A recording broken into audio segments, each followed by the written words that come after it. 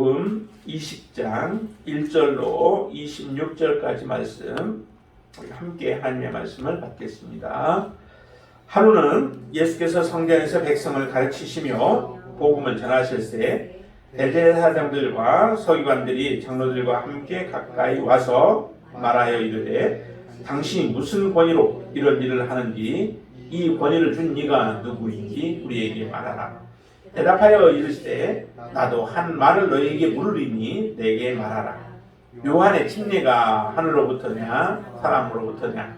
그들이 서로 의논하여 이르되 만일 하늘로부터라 하면 어찌하여 그를 믿지 아니하였느냐 할 것이요 만일 사람으로부터라 하면 백성이 요한을 선지자로 인정하니 그들이 다 우리를 돌로 칠 것이라 하고 대답하되 어디로부터인지 알지 못하노라 하니 예수께서 이르시되 나도 무슨 권위로 이런 일을 하는지 너희에게 이르지 아니하리라 하시니라.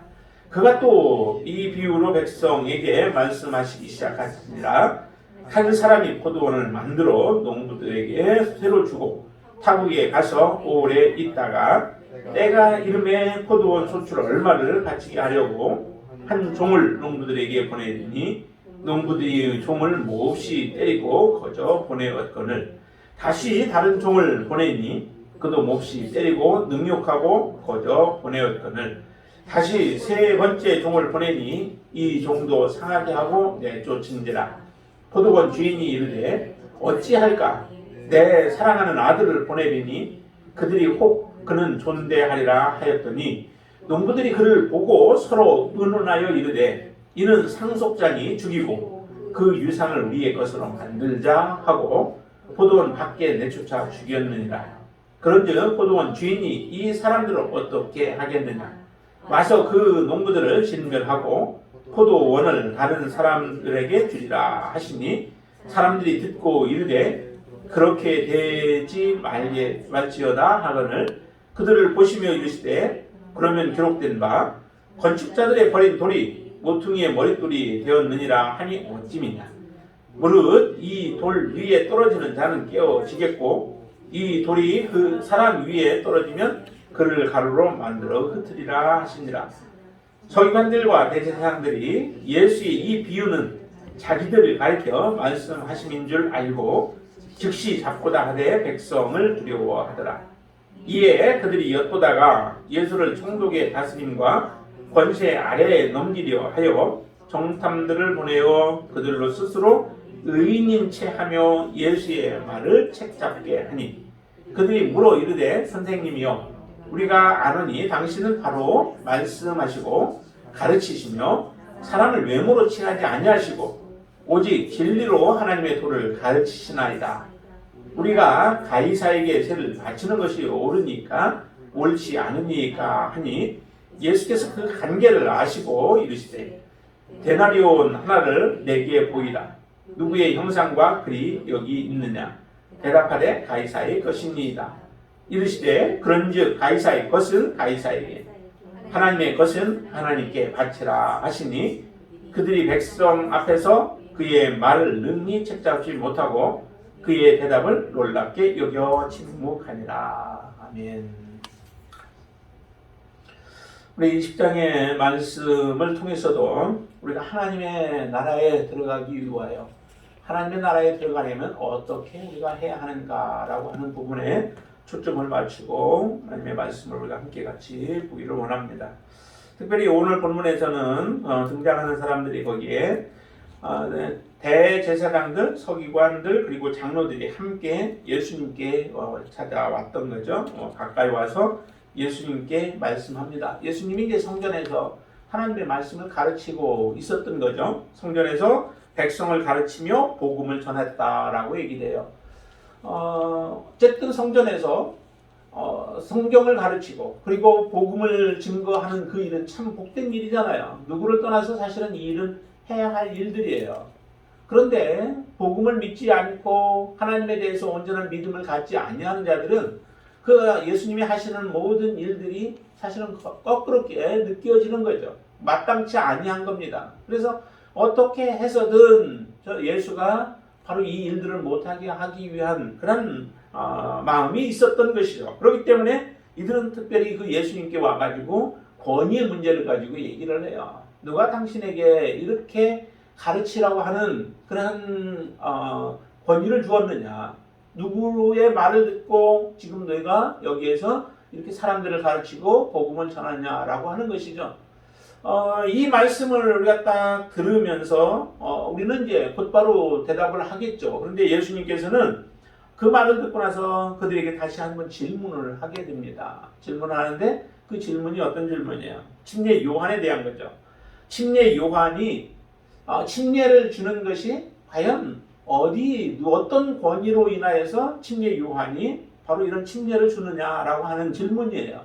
그러니까 사람들은 지금 침례 요한이 하늘로부터 하나님께서 주신 권위로 말미암아 침례를 준다라고 그렇게 믿고 있는 거죠.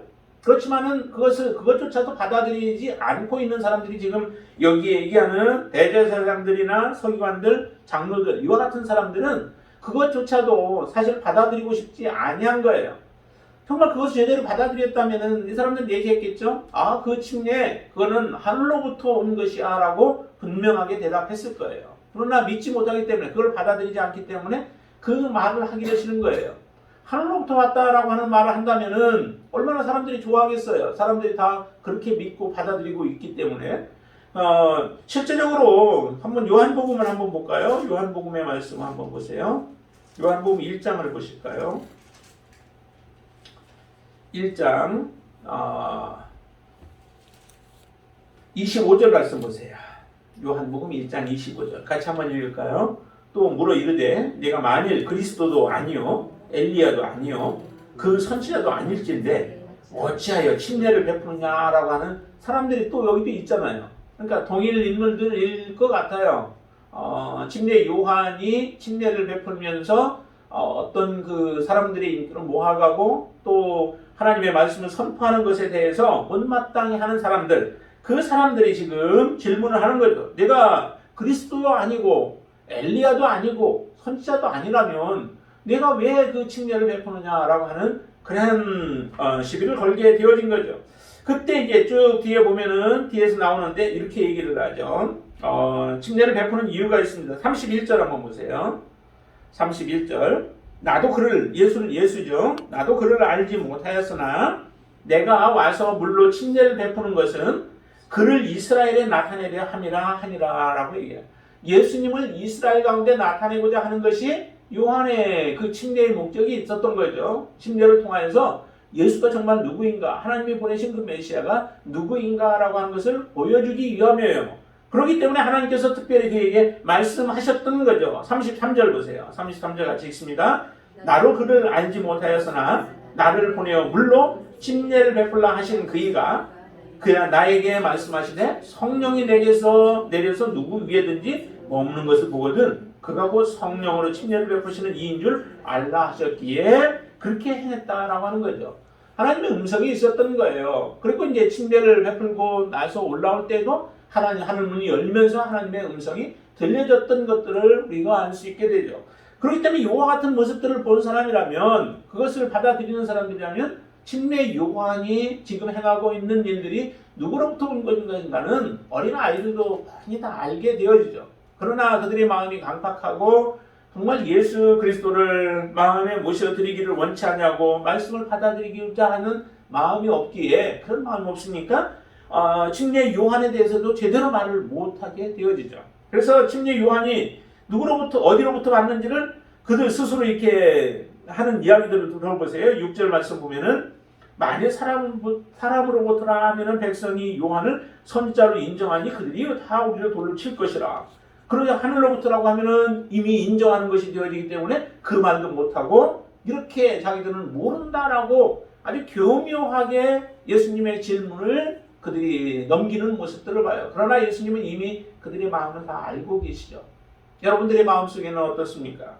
정말로 침례 요한이 하늘로부터 하나님의 명령을 따라서 침례를 베풀었을 뿐만 아니라 예수 그리스도가 누구이신가를 여러분들은 분명하게 고백할 수 있는 거죠. 예수님이 지금 행하고 있는 이 모든 일들도 하나님이 주신 권위로 말미암아 이 일들을 행하고 있지만 굳이 그것들을 말할 이유가 없는 거예요. 왜냐하면 예수님을 받아들일 마음이 있는 자들에게 말씀을 전해야 그 말씀이 그들의 삶을 변화시키고 역사에서 구원의 역사가 일어나지만, 예수님을 받아들일 마음이 없는 사람들에게는 아무리 진리를 말해도, 옳은 것을 말해도, 하나님의 말씀을 전해도 하나님의 말씀을 무시하는 자들이 되어지기 때문에 그들에게는 예수님이 대답할 이유를 찾지 못한 거죠. 그러니까 예수님께서 이렇게 말씀합니다. 8절에 보시면 예수께서 나도 무슨 권위로 이런 일을 하는지 너희에게 이르지 아니하니라 라고 하면서 예수님의 말씀을 안 하시죠. 정말로 하나님의 복음은 받아들일 마음의 준비가 되어 있는 자들에게 하나님 그 복음을 주시고, 또한 우리의 마음을 열어서 예수 그리스도를 정말 믿고자 하는 사람일 때에 하나님의 말씀이 그들 가운데 들어가게 되어지죠. 여러분들은 이 말씀과 같이 예수님의 권위가 어디에서 왔는지도 모르는 그러한 자들과 같이 않게 되길 바랍니다. 분명한 고백으로 하나님은 나의 주인이 되시고, 그분은 하나님께서 보내주셔서 우리를 구원하라고 이 땅에 보내신 메시아임을 분명히 고백하고 예수 그리스도의 권위 앞에 무릎을 꿇을 수 있게 되길 바랍니다. 이 특별히 이 10장에서는 그 권위에 대한 부분들이죠.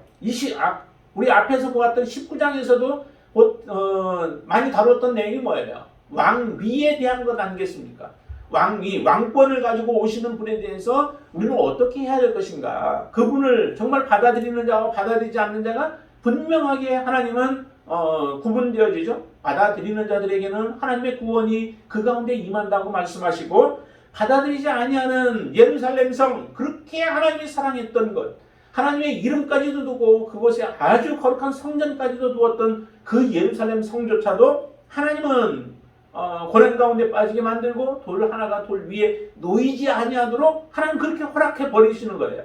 우리가 하나님을, 정말 예수 그리스도를 우리가 온전하게 받아들이지 못한다면, 그분을 우리의 마음속에 하나님의 권위를 가지고 오시는 그분을 우리가 받아들이지 않는다면 하나님은 마찬가지 똑같은 모습들이 우리 가운데 임하게 되어질 거예요. 그러면서 이 내용을 그렇게 말씀하시고 나서 예수님은 9절부터 보면 이제 포도원 농부에 대한 비유를 하시죠. 사람들에게 이제 그 말씀을 주시는 거예요. 포도원을 만들어 놓고 포도를 만들어 농부들에게 새로 주었다라고 얘기해요. 새를 주고 그리고 또 타국에 갔는데, 이제 때가 되어서 그들로부터 새 값을 받기를 원해서 이제 거기에 보니까 종들을 보내죠. 종을 보냈는데 종을 대하는 태도가 너무 참 배은망덕한 모습이에요. 자기들이 당연히 새를 주고 그것을 맡았으면은 그에 해당하는 것을 마땅히 드려야 되죠. 우리에게 달란트를 맡긴 것도 마찬가지예요. 회개할 날이 반드시 우리에게 있다라고 말씀을 드렸죠. 우리가 아무것도 받지 않았으면 회개할 게 없어요. 그러나 우리가 하나님께로부터 뭔가를 받았으면 그거에 대한 회개를 해야 되죠. 하나님께서 우리가 어떻게 사용했는가. 여기도 포도원을 내가 농작하기로 그렇게 주인과 약속했으면 농작을 경영하면서, 그리고 거기에 나온 소출의 어느 일정한 부분은 드려야 되는 거죠. 드리고 나서 나머지 것들로 또한 나에게 필요한 부분들을 채워가는 것, 이것은 당연히 그렇게 해야 하는 거예요. 하나님은 그렇게 약속을 하고 갔는데도 불구하고 소출이 나와야 할 때에 소출을 얻기 위해서 종을 보냈더니 종을 오히려 몹시 때리고 거저보냈다라고 얘기를 해요. 한 번 그런 게 아니죠. 한 번 그러지 않고 두 번, 세 번씩 해서 계속적으로 지금 이와 같은 일들이 일어나는데, 그 모습이 하나님이 선지자들을 보내는 것과 동일한 모습들을 보여주는 거죠. 이스라엘 백성들을 향하여서도 하나님은 얼마나 많은 선지자들을 보내서 그들을 책망하셨습니까? 너희들이 회개하고 돌아오라는 거죠. 그러니까 우리가 꼭 어떤 물질들을 하나님 앞에 드리는 것이 아니라 하나님 앞에 우리의 믿음을 보여드리는 게, 이게 당연히 수출을 하나님 앞에 드리는 것과 같은 모습들이죠. 이스라엘 백성들에게 하나님이 원했던 바가 뭐예요? 이스라엘 원했던 것이 그들이 하나님을 제대로 섬기기를 원했던 거죠. 하나님을 왕으로, 또 하나님을 정말 섬기되 온전한 모습으로 섬기기를 원했던 게 하나님이 원하셨던 바예요. 그런데 하나님 모든 걸 풍성하게 해주고 나면은 이스라엘 백성들의 섬기는 모습이 바뀌어지죠. 오히려 풍부함으로 인하여서 그들의 신앙은 타락되어지고 세속화되어지고 주변에 있는 이웃 나라들과 짝하여서 그들은 우상을 섬기게 되어지는 일들을 저지름으로 말미암아 그때마다 하나님께서는 선지자들을 보내셨습니다. 그래서 그들을 향하여 경고의 메시지를 날리는 거죠. 너희들 빨리 회개하고 돌이키라는 거예요. 그래서 돌이킬 때에 하나님은 심판을 내리지 않냐 그들에게 은혜를 베푸실 그런 마음을 갖지만은 경고에도 불구하고 오히려 경고하는 그들을 때려 죽이는 일들, 핍박하는 일들이 지속적으로 일어나고 있었던 거죠. 그 모습을 그대로 예수님께서 비유로 말씀하시는 거예요. 그래서 3번이나 계속 종을 보냈는데도 그들을 때리고 또 핍박할 뿐만 아니라 능욕까지도 하고 하면서 거저 보내는 일들을 저지르게 되어지죠. 이런 사람들을 여러분들 같으면 어떻게 하시겠어요? 정말 내가 누군가에게 세를 주었는데 그 사람이 엉망으로 해놓고 그러면서도 오히려 적반하장식으로 나온다면은 그 사람들을 그대로 둘 수가 없는 거죠. 그때 이제 예수님께서 말씀하십니다. 이런 사람들을 어떻게 할 것인가. 근데 한 가지 이제 방법은 한 가지 더 있죠. 그게 뭐예요? 마지막에 그러면 내 아들을 보낸다면 어떨까? 내 아들을 보낸다면은 혹시 그래도 종들은 그들이 무시하고 핍박하고 때리고 그렇게 거저 보냈을지라도 내 아들을 보낸다면 상속자이니 그 상속자에게는 저들이 존대하지 않겠느냐. 제대로 대접을 하고 그리고 바쳐야 할 것들을 제대로 바치지 않겠느냐라고 생각을 해서 누구를 보내냐면은 그 아들을 보내게 되어지죠. 아들을 보냈더니 결과는 어떤 모습이에요? 오히려 더 이 상속자만 죽으면 이 포도밭은 누구에게 돌아갈 사람들이 없어서 이걸 오히려 우리의 차지가 되지 않을까라고 하는 그런 착각들을 하게 되어지죠. 그래서 상속자를 어떻게 해요? 결과적으로 15절 보세요. 포도원 밖에 내쫓아 죽였느니라. 그런즉 포도원 주인이 이 사람들을 어떻게 하겠느냐. 그 모습이 바로 예수 그리스도를 죽인 모습들이죠. 예수님을 왜 죽였습니까? 하나님의 아들이었고 이 땅에 오셔서 하나님의 사랑을 베품으로 인하여 그리고 죽은 자들을 우리를 살리기 위하여서 주님이 걸어가시는 그 모습들이 그들은 못마땅했던 거죠. 그래서 결국 예수님을 십자가에 못 박아 죽이는 일들을 저지른 거예요. 이게 바로 이 비유와 똑같은 모습들이죠.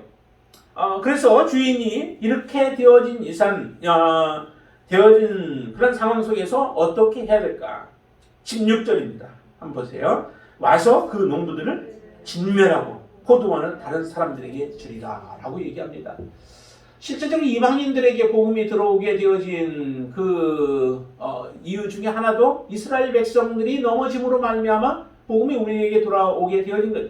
하나님께서는 모든 사람 다 구원받기를 원하시는 것이지만은 그러나 우리에게 복음이 들어오게 되어진 그 이유 중에 하나도 바로 이스라엘이 하나님을 제대로 섬기지 못함으로 말미암아 그 복음이 또 하나님의 그 은혜가 우리 이방인들에게도 주어졌던 거예요. 정말 우리 입장에서는 너무도 감사한 거죠. 지금 예수님을 버렸지만은 그 예수님이 실제적으로 이방인들 가운데서는 주로 인정받고 그리고 온전한 경배의 대상으로 섬기며 지금 살아가고 있는 것이죠. 그러나 언젠가는 다시 이스라엘이 다시 하나님께로 회개하고 돌아올 날이 있게 될 겁니다. 마지막 때 이제 그와 같은 일들이 일어날 것이라고 계시록에서 우리에게 말씀해 주시는 것들을 보면은 언젠가는 돌아오겠지만은 그러나 이들이 그렇게 돌아오기까지 많은 고통이 따르게 되고 희생이 따르게 될 거예요.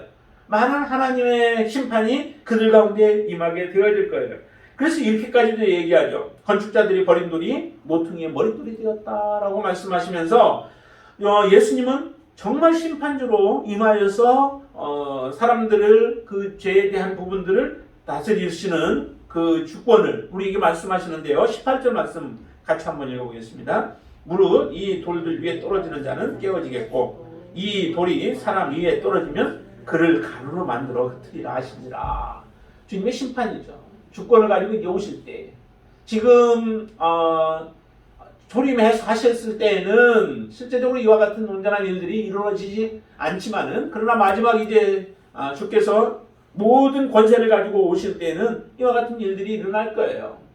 그래서 모든 사람들이 예수님 앞에 무릎을 꿇게 되어지는 일들이 일어나게 되어질 것이라는 거죠. 왜 이와 같은 일이 일어나게 되어졌나요? 그것은 예수 그리스도를 저들이 온전하게 섬기지 아니함으로 말미암아 이렇게 되어진 거죠. 권위를 가지고 오신 예수 그리스도, 그분은 여기에 보니까 표현으로 상속자라고 이렇게 표현을 해요. 상속자. 상속자가 되어지는 것, 우리가 이제 예수 그리스도의 상속자가 되어졌잖아요. 근데 그 되어진 것이 이렇게 표현이 되어요. 이제 다음 주에 우리가 한 번 더 보겠지만은, 다음 주에 보겠지만은, 그 계대 결혼이라고 하는 것이 있잖아요. 계대 결혼. 그 계대 결혼이 사실은 우리가 상속자가 되어지는 것을 그대로 우리에게 보여주는 부분이기도 해요.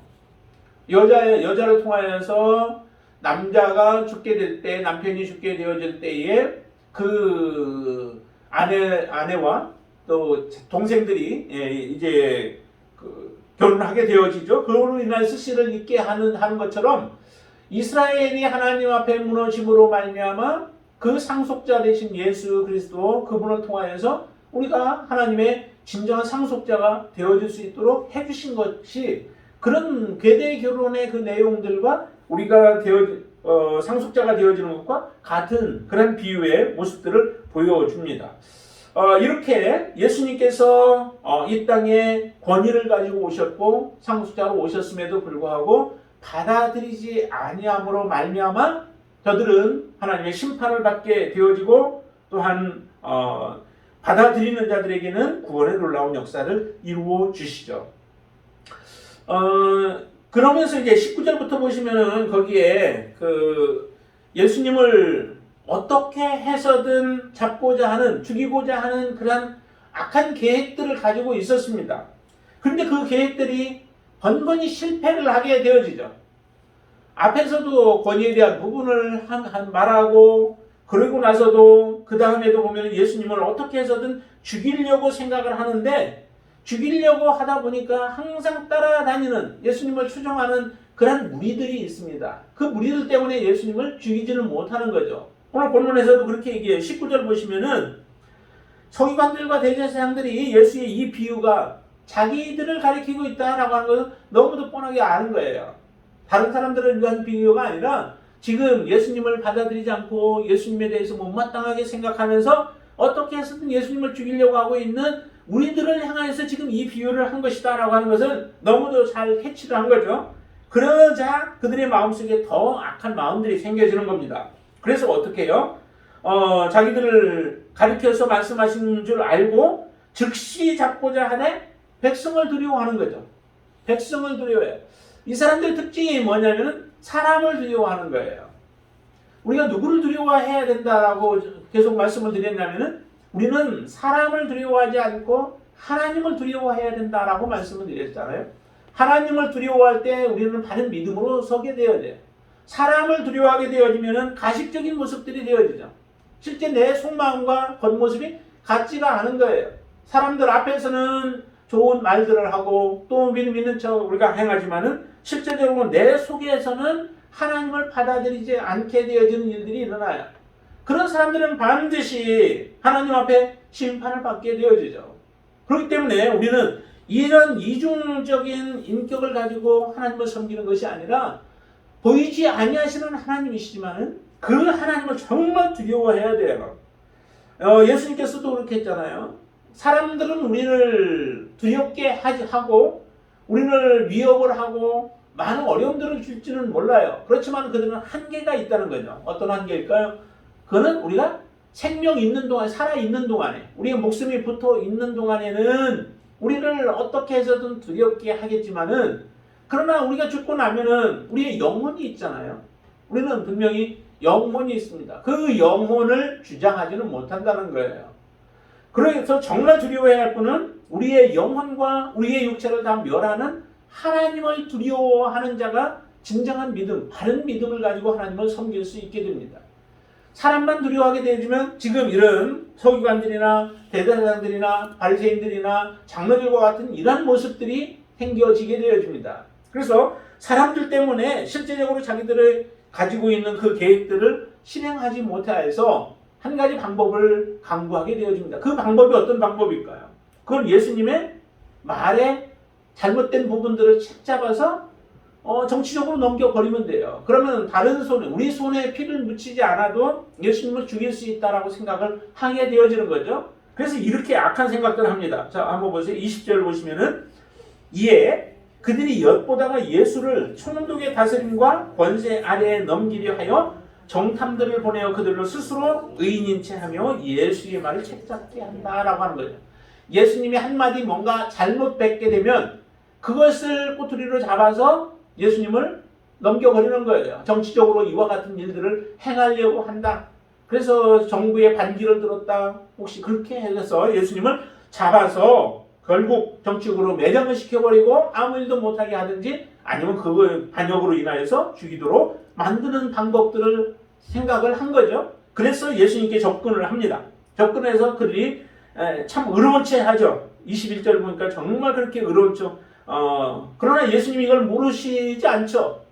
여러분들 마음도 예수님이 다 아시듯이 그 마음까지도 다 헤아려 아십니다. 예수님이 아시기 때문에 그 계책에 넘어가지 않죠. 그들은 정말 이것만큼은 우리가 질문하는 이 질문에서는 벗어날 수 없을 것이다 라고 생각을 했을 거예요. 그래서 질문을 던지죠. 어떤 질문을 던져요? 22절로 보세요. 우리가 가이사에게 세를 바치는 것이 옳으니까 옳지 아니하니까 라고 질문하죠.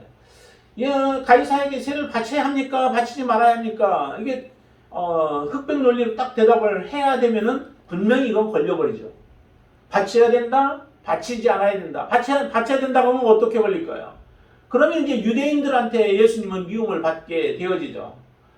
자기들을 핍박하고 있는 로마 정부하고 한 짝이 되어져서 그들을 돕고 우리 유대 민족을 저들이 멸시한다. 아니면은 우리 민족 백성들을 모든 사람들이 다 세를 바치도록 그렇게 조종하고 있다라고 하면서 유대인들의 마음을 그들은 빼앗아가게 되어지죠. 반대로 바치지 말라라고 하면은 이거는 로마 정부에 대한 반기를 든 것이 되어지기 때문에 반역죄로 또한 처형되어질 수 있는 이러한 문제에 해당되어진 거예요. 그러니까 이 문제만큼은 분명히 우리가 가서 질문하면 예수님은 걸려들 것이다. 우리가 책잡을 일이 분명히 있을 것이다 라고 생각을 하고 사람들이 엿보면서 정탐하면서 지금 이 질문을 던진 겁니다. 그때 예수님께서 하신 참 지혜로운 그런 대답을 보세요. 그 관계를 아셨기 때문에 예수님이 이렇게 말씀하시죠. 24절 데나리온 하나를 내게 보이라. 누구의 형상과 글이 여기 있느냐. 그때 가이사의 것입니다 라고 사람들이 대답을 하죠. 그렇죠. 그 동전에는 가이사의 얼굴이 그려져 있고 그리고 거기에 글이 써 있던 거죠. 그래서 이 말씀을 이렇게 말하자 예수님께서 그 즉시 하시는 말씀이 가이사의 것은 가이사에게라고만 만약에 했더라면은 그냥 또 거기서 이제 또 잡힐 수도 있는 거죠. 근데 거기서 그 화상과 글을 보면서도 예수님은 말씀해요. 그거는 가이사의 것은 가이사에게 주고 하나님의 것은 하나님께 바치라 라고 말씀을 하시는 거죠. 그러니까 이걸 가지고 책 잡을 수 있는 일이 있을까? 책 잡을 수 있을까? 하나님께 대해서도 하나님께는 마땅히 드려야 할 것은 하나님께 바치라고 얘기를 했고 하나님 것은 그리고 가이사의 것은 가이사에게 바치라고 했으니 뭐 책 잡을 이유가 없는 거죠. 그러니까 더 이상 할 말이 없게 만들어버리는 이런 모습을 보여주는데요. 이 말씀을 실제적으로 이 사건을 가지고 와서 이렇게 책 잡으려고 했기 때문에 글이 쓰여지긴 했지만은 실제로 이 말씀을 여기에 기록한 이유가 어디에 있을까? 단지 우리가 우리의 것 가운데서 하나님의 것이 무엇이고 우리의 것이 무엇인가 라고 하는 것을 분별해서 바르게 바치는 것도 중요하죠. 그렇게 해야 되죠. 우리가 하나님의 것을 하나님께 드리지 못하고 하나님 것을 내 것인 것처럼 우리가 사용하는 경우도 많잖아요. 우리의 시간도 정말 하나님이 24시간의 시간을 주셨다면 그 가운데 하나님 앞에 드려지는 시간들이 모든 것이 다 하나님 앞에 드려져야 하지만은 그러나 그 가운데서 최소한의 어느 정도라도 우리가 따로 떼어놓고 하나님 앞에 드릴 수 있는 그런 마음이 되어야 하나님을 사랑하는 사람이죠. 그런데 하나님을 사랑한다 하면서 우리가 하나님 앞에 드려지는 시간이 없다면은 하나님을 사랑하는 것이 아닌 거죠. 그건 그대로 우리가 보여줘요. 우리가 어떤 사람인가라고 하는 것이 내게 하나님이 맡겨주신 것을 어떻게 사용하는가라고 하는 것을 통해서 그대로 나타나죠. 그래서 하나님의 것과 또 가이사의 것을 잘 분별하는 것도 참 그게 지혜예요. 어떤 사람이 이 분별 자체가 안 되는 거죠.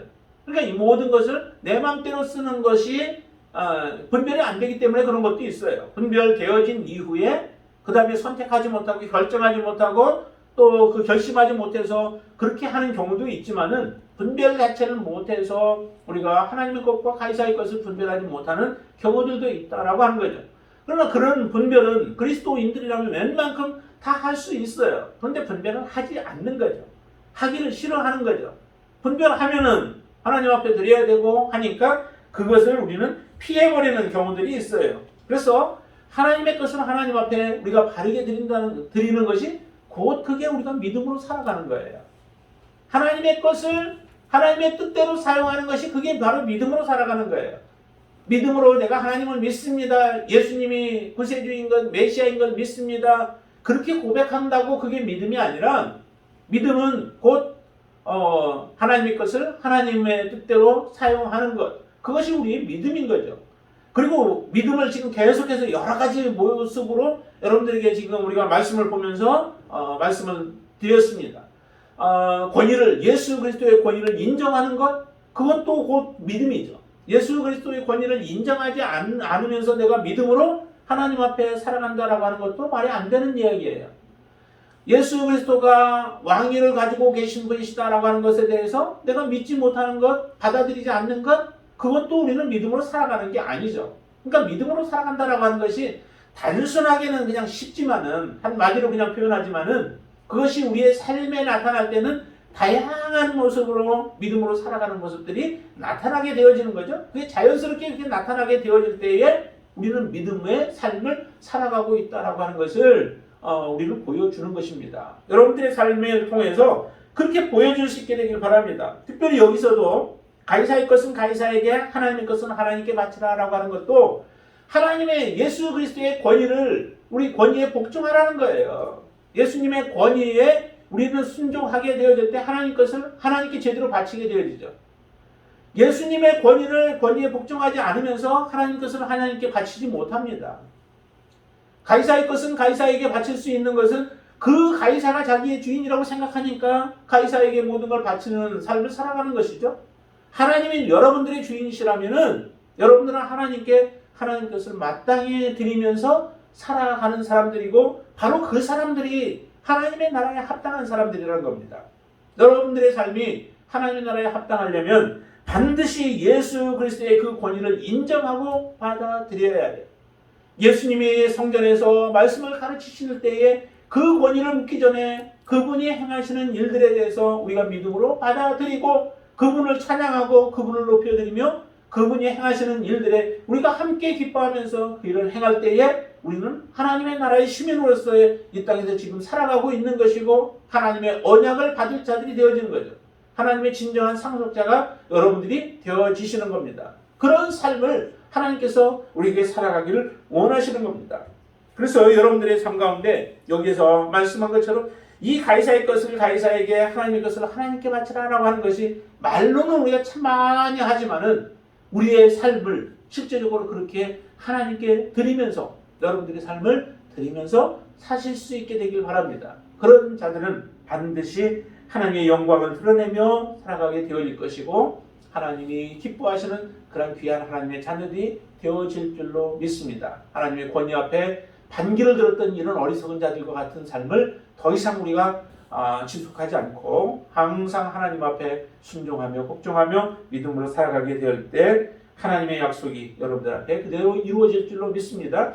예수님은 참으로 권위를 가지고 이와 같은 일들을 행하셨기 때문에 나타나는 몇 가지 증상들을 보면은 정말 우리가 하나님의 권위는 대단하다라고 하는 것을 알게 돼요. 예수님이 이렇게 말씀하심으로 인하여서 사람들은 예수님께 더 이상 아무 말도 못하는 그런 모습들을 보여주잖아요. 26절에 보세요. 26절에 보면 이렇게 얘기하죠. 그들이 백성 앞에서 그의 말을 능히 책잡지 못하고 그의 대답을 놀랍게 여겨 침묵하니라. 더 이상 할 말이 없어요.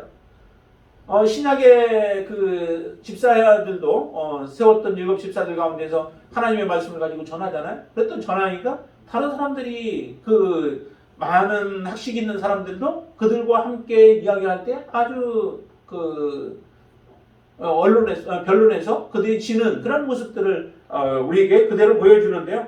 하나님의 권위를 가지고 그 일들을 행할 때 이와 같은 일들이 일어나게 되죠. 하나님으로부터 온 권위는 여기에 보면은 예수님이 죽는 것도 하나님의 권위에 해당돼요. 하나님의 권위로 이 세상에 오신 것은 죽는 것도 정말 죽을 자들을 다시 살리는 그 일을 위하여서 예수님이 죽으시는 것도 하나님의 권위예요. 예수님의 부활하신 것도 하나님의 권위죠.